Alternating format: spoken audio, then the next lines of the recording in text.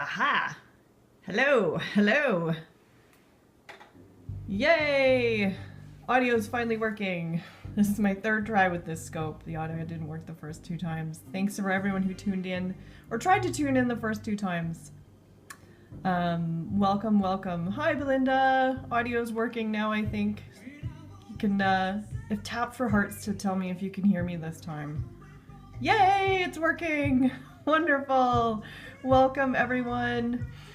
This, what you're seeing now, is my rooster, my cockerel drawing. I've been coloring as a fun activity and as a way of engaging with animal medicine.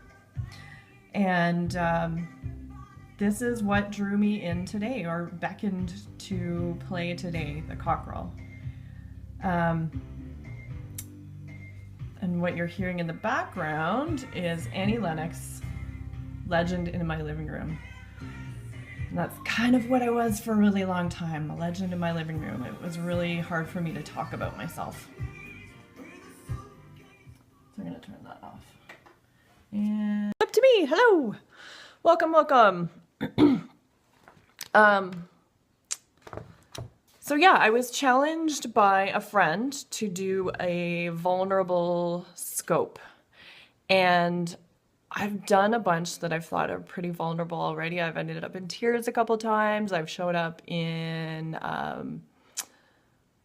showed up in pajamas? No, maybe that was blab. But I've showed up definitely not looking my best, which is vulnerable for some people. But what actually feels the most vulnerable for me is to toot my own horn, to do what the cockerel does. The cockerel is such a show-off, and makes noise about himself.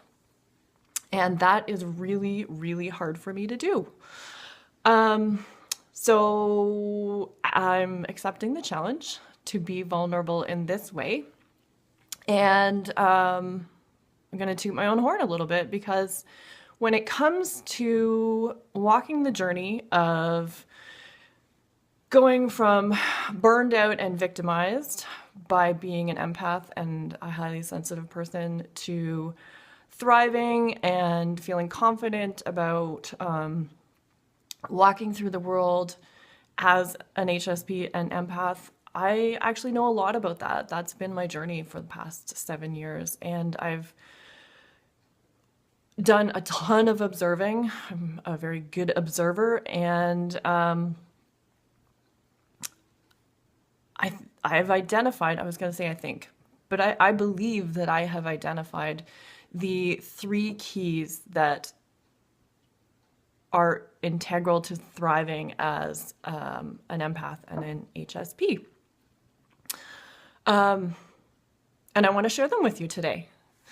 So I see a lot of people recently waking up to the idea and naming the fact that they are either empath or HSP, and people are finding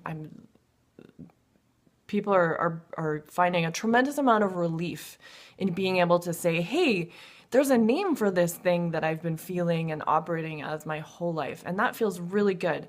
But then after that, it's kind of like now what? Now what do I do with this? Great. So I'm really sensitive, and at least I can figure out why it is that I feel other people's feelings all the time, or why I feel off or odd, or why it is that I cry so easily. But what the hell am I supposed to do with that now? Like, I still don't know how to operate in this world that doesn't honor who it is that I am. And so I wanted to name and make clear the 3 steps that I see those who are really thriving in the world as sensitive people and empaths. So the first step, number 1, is to understand what it is that you're responding to. So knowing that you're an empath and you're responding to what other people are feeling is really helpful. But there's more to it than that. There are morphic fields that contain energetic imprints and information related to groups. Of course, those individuals that you're interacting with on a daily basis. For instance, when my son is having a temper tantrum, it's super hard for me to stay in my own stuff because the power of his emotions are overwhelming. So those kinds of things, the individual interactions, the interaction with the morphic fields and emotional fields. For instance, if there is a big earthquake somewhere in the world, an empath could tune in and feel the fear and sorrow and upset connected with that group of people in that particular region. And the other part of understanding what you're responding to are your own triggers and your own emotions and your own emotional patterns. So seeing and naming and being able to identify those are really key. The second key to thriving as a sensitive and an empath is to heal your wounds. So some of those wounds are part of our collective wounding as sensitive people and empaths. And that is related to the fact that we were told by our culture and by our society that we're not a good fit for the predominant go-get-em, success at any cost, extrovert,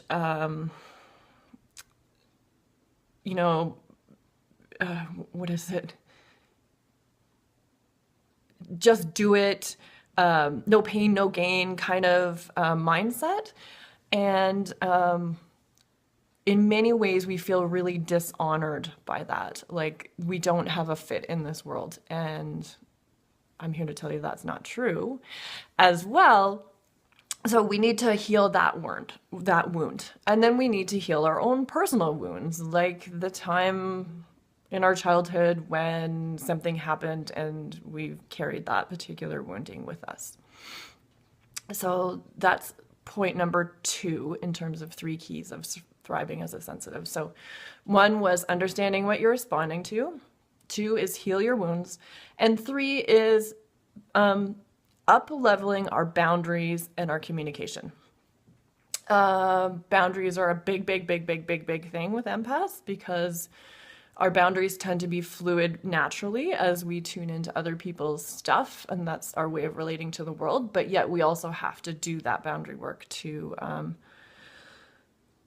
shore ourselves up in times when it's not appropriate to be tuning into other people's stuff. So when I'm in session with clients, it is appropriate. They've agreed and they've asked me for help, and they've said, and they've entered into a relationship with me that says that me tuning into their stuff will be of benefit for them. And so I have their permission. That's an appropriate place to let down my boundaries. An appropriate place where I need to have really good boundaries are in place would be in a public space, meeting someone new. That's when I need to create appropriate boundaries to keep myself protected. And then boundaries, the other flip side of that would be communication. So how we speak to people, and how we communicate our needs. Often our communication skills are not top-notch because we have relied on the unspoken information that we are perceiving back and forth to fill in the knowledge gaps that language